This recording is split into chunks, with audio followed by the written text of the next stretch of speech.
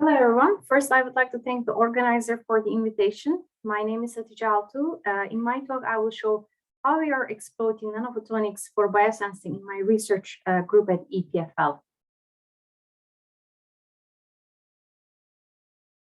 In simple terms, biosensor is an analytical device that can detect and analyze biochemical substances. Schematic here shows its important components. It contains a transducer, which can be configured to detect a wide range of different target analytes, such as drugs, proteins, DNA, virus. Likewise, the device function can be diverse, ranging from simple yes or no indicators, as in the case of rapid tests, to quantitative detection, analysis of interactions and kinetics, and extraction of chemical and conformational information. Because of their diversity, biosensors have a wide range of applications, including life sciences, pharma, diagnostics, all the way to environmental monitoring, food safety, and security. Currently, biosensing research is particularly focused on diagnostics. This is because diagnostics is highly important as it is the first step in medical care. But today, diagnostics faces several challenges. It's time-consuming. It typically requires large sample volumes, centralized labs, expensive instrumentation, and trained personnel to run such instruments. Also, it's not available to everyone, which is an issue at resource-poor settings. This is why, looking ahead, we need to consider completely different approaches for medical diagnostics. For tomorrow's diagnostics, we need to develop revolutionary bioanalytical tools that can analyze almost any sample on the spot, whenever and wherever we need. But to realize such powerful sensors, we need scientific and technological innovations in order to have a long list of desired specifications, such as high sensitivity, throughput, low cost, portability, intelligence, or autonomy.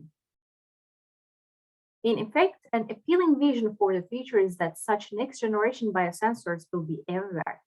They will serve as the nodes of the Internet of Body and Internet of Things towards smarter systems.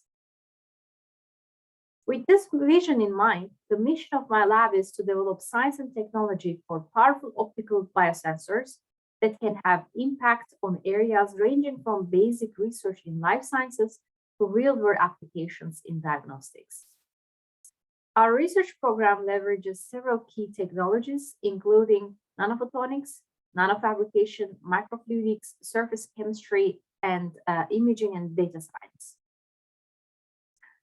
In terms of nanophotonics, our approach relies on the key feature that optical response and the functionality of the optical nanostructures can be controlled with the material choice, as well as their shape, size, and arrangement.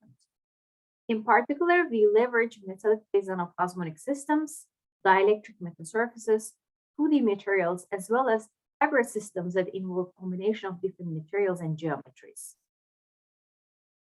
In terms of electromagnetic spectrum, our expertise covers from visible all the way to the infrared frequencies. As I will show in the following slides, in this way we utilize various complementary optical detection techniques, including reflectometric sensing and vibrational spectroscopic sensing. I categorize my research group into three main directions. The first one is on the development of point-of-care diagnostic tools. Here we introduce low-cost, portable, rapid, and multiplex microarray technologies. The second direction is on novel mid-IR spectroscopy techniques.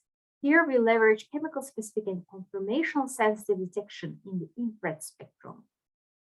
And the third direction is on the development of new technologies that can enable one-of-a-kind measurements on living cells and in particular single cells. Firstly, I will show an example for the point-of-care biosensor systems. So the photo on the left shows one of our recently developed portable and low-cost nanophotonic biosensor that can enable rapid and digital detection of biomarkers for diagnostics. The device is low weight and uses low cost and over-the-shelf LED and CMOS cameras. And we have a nanoplasmonic chip for multiplex detection. The biochip is based on plasmonic nanohole arrays. When you illuminate light on this structure, it resonantly transmits light at a specific wavelength due to the excitation of propagating and localized surface plasmons. This transmission is called extraordinary optical transmission, or EOT in short. And in our 2018 ACS Nano paper, we showed that this signal can be locally suppressed with the binding of properly sized gold nanoparticles on the nanohull arrays. With this plasmonic mechanism, we demonstrated that we can digitally visualize individual subwavelength nanoparticles at a high contrast using a standard CMOS camera. To utilize this effect for sensing, we coated the nanoparticles with the detection antibodies and use them as a probe in a sandwich assay to digitally image on the sensor surface the binding of a target biomarker, irrespective of its size and molecular weight. Our bioassay principle is simple and single step. First, we mix the conjugated nanoparticle solution with the sample. Next, we load this mixture into the biofunctionalized nanohull array chip, which can be, for instance, embedded in a cartridge. Then we insert the chip in our portable reader and start imaging the binding of nanoparticle labeled biomarkers in real time and measure them quantitatively. We show that our technology has an excellent sensitivity with limits of detection down to a few tens of picograms per milliliter, and we also have a wide dynamic range, about 4 orders of magnitude.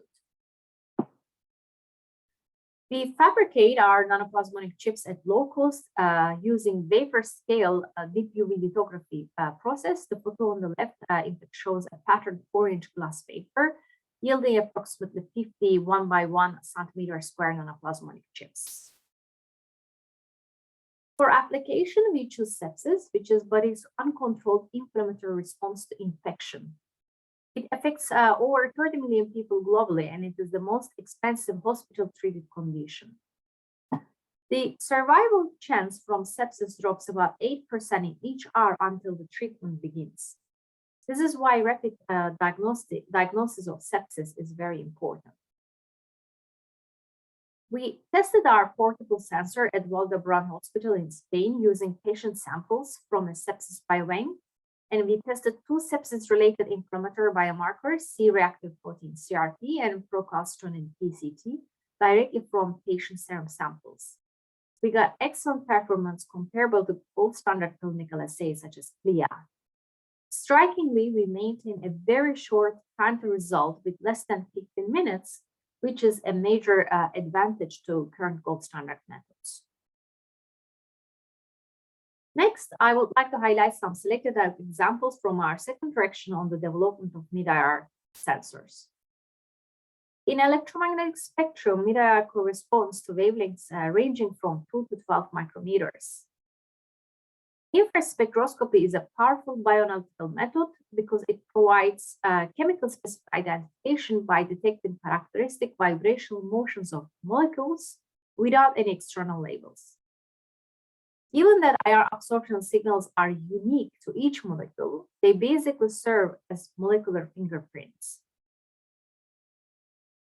Although IR spectroscopy is powerful, it faces some major limitations. Firstly, it has low sensitivity, which prohibits measurements from monolayers and to detect trace amount of samples. Secondly, the absorption spectrum of water overlaps strongly with the vibrational signature of biomolecules and imposes limitations for measurements in aqueous solution. Thirdly, available IR methods mostly rely on bulky and expensive equipment like Fourier transform infrared spectrometers or FTIR, which limits their use for on-site applications. Moreover, it's difficult to analyze complex samples containing a large range of analytes because their fingerprints can overlap spectrally. We leverage nanophotonics using a detection principle called surface-enhanced infrared spectroscopy, or SERA in short. IR absorption signals scale with electric field intensity, which can be significantly amplified by nanoantennas at their resonance wavelength. We engineer nanoantennas so that their resonance spectrally matches with the specific absorption bands of the molecules. This interaction leads to effective absorption of the photons at the specific wavelengths and result in strong infrared absorption signals from the molecules. In our recent works, we have been extending the capabilities of Sierra by engineering broadband or multi-resonant metasurfaces. In particular, we couple them with artificial intelligence to develop powerful infrared sensors that can allow simultaneous measurement of different analytes in heterogeneous samples by using their chemical-specific IR signatures. I will highlight two selected examples on this front. The first system is based on nanoplasmonic metasurface. Here we have developed significant expertise in my group to integrate mid-IR nanoplasmonic chips with microfluidics and perform real-time Sierra measurements directly in active solutions. In our recent work published in Advanced Material this April, we extended our capabilities to detect different analytes from all four major molecules, including polypeptides, polysaccharides, nucleic acids, and lipids. Here I show their absorption spectrum signals, as highlighted with these three differently colored bands, purple, green, and yellow. There are certain spectral regions which are rich in fingerprint information. So in order to utilize these bands, what we do is we design a multi-resonant surface containing 3 resonances and tune them to spectrally overlap with these bands, as shown here. So the plot on the top, in fact, shows the experimental spectrum of the engineered metasurface measured directly in water. We tested our Sierra sensor integrated with microfluidics using a multi-analyte bioassay that is based on liposome nanoparticles loaded with sucrose and nucleotides. Upon binding of liposomes on the metasurface, what we do is we introduce meritin, which can perforate lipids membrane, the liposome's membrane, and this interaction can lead to the breakage of the liposome and the release of the dual cargo, as well as formation of such patches on the sensor surface. So given that the spectral signatures of all of these analytes partially overlap, what we used is we took their spectrum, individual spectrum, and we used a deep neural network for an efficient and reliable discrimination between all of the simultaneously present biomolecules. And after training the system, with our AI-aided optofluidic biosensor, we show that we can resolve in real-time interaction events between all these biomolecules from 4 major classes without using any external labels. In the second system, we started to look into how we can leverage high Q factor nanoantennas. We can say that state-of-the-art nanophotonic sensors use mostly plasmonics, but plasmonic resonances are inherently broad. In this regard, it is intriguing to ask what we can do differently with sharper resonances and how we can harness them for new functionalities. Recently, we introduced a broadband imaging based IR sensor utilizing a pixelated all dielectric surface supporting high Q resonances. Here, each metapixel is composed of an array of symmetry-broken silicon nano resonators, as shown here. Interestingly, this resonator can be linearly scaled up in dimension at each metapixel location, thus enabling spectral tunability of the resonance throughout the mid-infrared spectral range, as shown here. In this way, using this pixelated high-Q metasurface, we can achieve a one-to-one mapping between spectral and spatial information. When we put the analyte on the sensor surface, based on its absorption spectrum, the reflection response of each pixel gets modified as such. If we can now trace the envelope of all of these pixels, we can extract the absorption spectrum of the analyte as if we are using a high-resolution spectrometer. Additionally, after the analyte coating, not only the resonance peak attenuates, but also the total reflectance signal from the metapixels decrease. We utilize the combination of total reflection signal from all of the metapixels to form an absorption map, which can be retrieved by an imaging-based readout. Basically, with this pixelated metasurface device, what we do is we convert an absorption spectrum into a two-dimensional molecular barcode. Strikingly, our imaging-based detection method can be implemented using a broadband light source and detector without the need for spectrometry, tunable lasers, or moving mechanical parts. In this way, the system can pave the way from lab-based mid-IR spectrometers to miniaturized point-of-care biochemical sensors. And this is something that we are kind of looking into. Our method is versatile and can be easily adapted for different applications. And in order to demonstrate this aspect, we tested it with proteins for biosensing and diagnostics, polymers for material science applications, and a pesticide for environmental monitoring. And as you can see, all of the obtained barcode-like images are unique and different from each other because the underlying absorption spectrum of each sample is distinct. Looking forward, we believe this novel device concept can open up new horizons for AI-based molecular barcode analysis.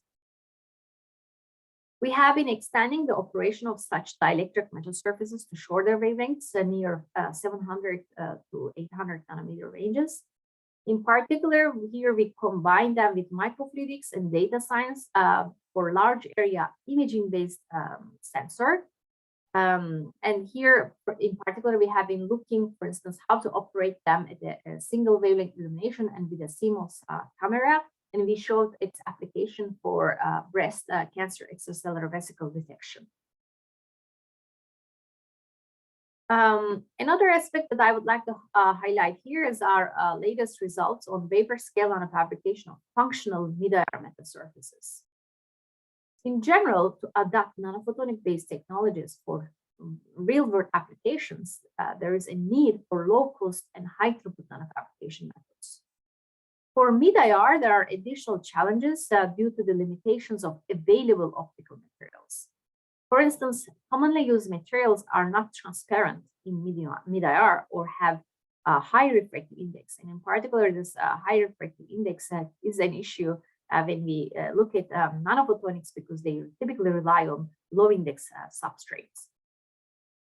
On the other hand, mid-IR transparent materials which offer low refractive index, such as calcium fluoride or magnesium fluoride, are highly brittle and they are not suitable for vapor scale fabrication as a substrate. To overcome these limitations, we introduced a CMOS compatible nanofabrication method based on membrane metasurfaces.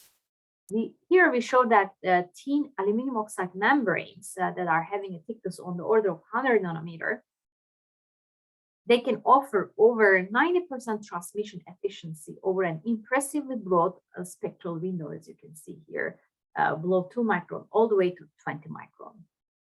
Remarkably, they have an ultra low effective refractive index down to 1.01, which basically results in optically free-floating metasurface films in air. We use the method to realize large area and high-performing meta lenses, highly transmissive birefringent metasurfaces for polarization control, as well as CMOS-compatible plasmonic metasurfaces based on aluminum, and show their Sierra-based sensing application. And with this, I conclude the second part, and in the remaining minutes, I will show some of our effort on single-cell technologies. One of our current effort is focused on monitoring of cell secretion. Cell secretion is closely related to physiology and disease progressions. It's a precisely regulated dynamic process. Therefore, it's really important to develop sensors that can allow to perform detection in real time, a wide range of secreted substances such as cytokines, antibodies, neurotransmitters, or extracellular vesicles. Additionally, the heterogeneity of living systems demands that such sensors should also have the resolution to study cells at the single cell level. For this purpose, we developed a bioimaging system which allows long-term monitoring of cell secretion and cell activity. The system is built around an inverted microscope and incorporates an incubator for cell viability. The cells are loaded on an optofluidic chip, which uses nanohull arrays for detection. The detection principle is again based on EOT signals with the nanohull arrays. Here, instead, we measure the shift in EOT wavelength that is caused from the binding of the secreted analytes. And our setup allows us to measure these wavelength shifts quantitatively in real time, as well as from different locations simultaneously. To achieve single-cell sensitivity, we designed a PDMS-based microfluidic system containing a microchamber having a very small volume, around 150 nanoliters. In this way, we can effectively increase the cytokine concentration and make it detectable with our sensor. The fluidic part incorporates a regulation channel on top of the chamber to provide humidity and control the temperature so that the sensors have a stable background for robust monitoring of single-cell secretion. To selectively detect cytokine detection from cells in media, we have functionalized the sensor surface. In particular, we optimize the surface for IL-2 detection because of its relevance to immunoengineering applications. The integrated biosensor records this type of spectroscopic images as a function of time, and we process these images by selecting different regions of interest around the cells. And when the cells are stimulated with chemicals, we monitor their cytokine secretion response in real time.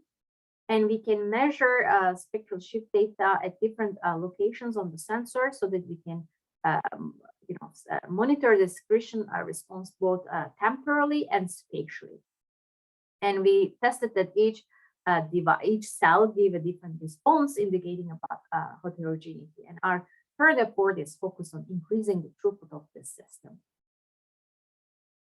And another aspect we are investigating at single-cell resolution is the cell-cell interaction within the context of immunoengineering. In particular, we look at cytotoxic T cells for anti-tumor immunity. For this purpose, we design a high-throughput biochip from PDMS, as shown here, that can be used for real-time analysis of cell-cell interactions. Each chip contains more than 20,000 microwells, and each well has only 65 picoliter volume. And this tight confinement is the key to have close interaction between T cell and tumor cell. We load the biochip first with cancer cell, and then later with T cell, both of them at low concentrations, so that stochastically we have some wells that have a single T cell and a single tumor cell together. We use fluorescent microscopy to obtain time-lapse imaging with 4 simultaneous channels that includes bright field imaging and 3 fluorescent labels. Violet is used to trace the tumor-specific T cells. Red channel is used to tumor T cells. And if the tumor cell is not killed by the immune cell, it stays red. But if the immune cell is able to kill the tumor, then the green color appears. So in a simple analogy, with our technology, we basically put the cells in a boxing ring and observe their fighting in large numbers of let's say fightings. We use the biochip to observe cytotoxic effect of immune T cells on melanoma cancer cells, and the technology is actually able to generate a large set of spatially and temporally resolved data. Because we capture the cell images from multiple channels over 24 hours within 15 minutes of interval. And to process data from thousands of wells and automatically recognize cells, we aided image analysis with deep neural network by labeling different parts of the chip and events, and we trained the network. The automated screening and analysis capability enabled us rapid and quantitative analysis of single-cell killing events at high throughput, where we extracted statistically relevant information on the effect of both CD4 and CD8 immune cells on melanoma cancer cell. So with this, I'm at my summary slide. To conclude, emerging new healthcare initiatives are driving a paradigm shift in the way medical care will be provided in the future. We need to develop next generation diagnostics and bioanalytical tools, and I believe nanophotonics will play a major role in this field. And today I showed you several device architectures from my lab on this front. Finally, before ending my talk, I would like to thank my group members and collaborators, as well as our funding sources.